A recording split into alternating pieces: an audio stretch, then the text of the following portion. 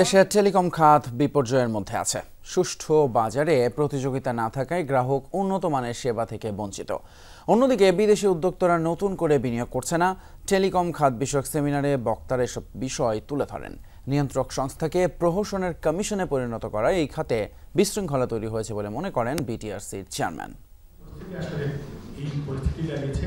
টেলিযোগাযোগ খাত বিনিয়োগ স্থবিরতা ও অসম প্রতিযোগিতা নিয়ে সকালে সেমিনারের আয়োজন করে টেলিকম রিপোর্টারদের সংগঠন টিআরএনবি। এ খাতের নানা অসঙ্গতি আর অনিয়ম তুলে ধরেন মোবাইল অপারেটর এবং বিশেষজ্ঞরা।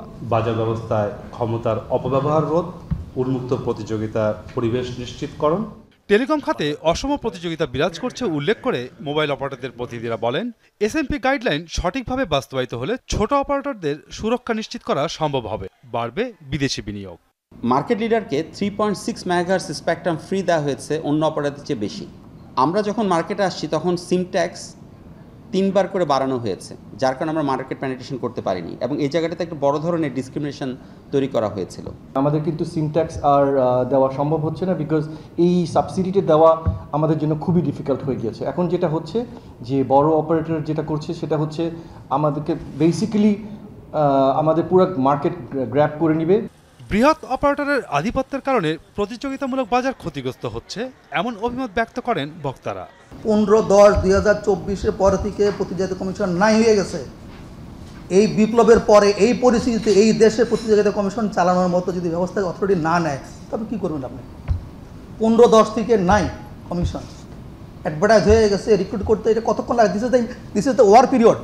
সিগনিফিক্যান্ট মার্কেট শেয়ার নীতিমালার শিথিলতার কারণে বড় অপারেটর শেয়ারযোগ্য অবকাঠামোর 50% নিয়ন্ত্রণ করলেও তারা তা শেয়ার করতে অনাগ্রহী। ফলে বিনিয়োগকারীরা বাংলাদেশের বাজার থেকে নিজেদের গুটিয়ে নিচ্ছে, এমন অভিমত বিশ্লেষকদের।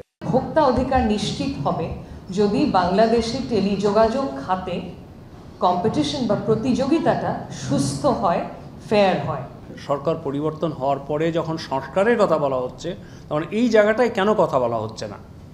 আমরা জানি একটা মুষ্টিমেয় একটা গ্রুপ প্রতিনিয়তই তারা একচ্ছত্রভাবে মুনাফা দখল করছে এবং এই কাজটা করে যাচ্ছে। 2009 সালের পর থেকে নিয়ন্ত্রক সংস্থাকে প্রহসনের কমিশনে পরিণত করা হয়েছে। সিদ্ধান্তের আগে মন্ত্রণালয়ের পূর্ব অনুমোদনের শর্ত জুড়ে দেওয়া হয়। অসম প্রতিযোগিতার পেছনে এটি একটি বড় সমস্যা বলে অভিমত বিটিআরসি চেয়ারম্যানের। বিটিআরসি সব ক্ষমতাই আছে, বাট পূর্ব অনুমোদন নিতে হবে। What do you call it?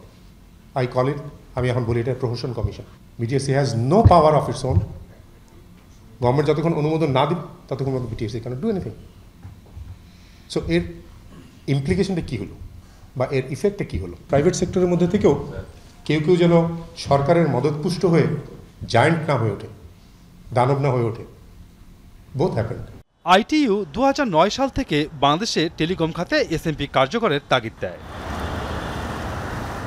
Masuduzzaman Robin, Jamuna news, Dhaka.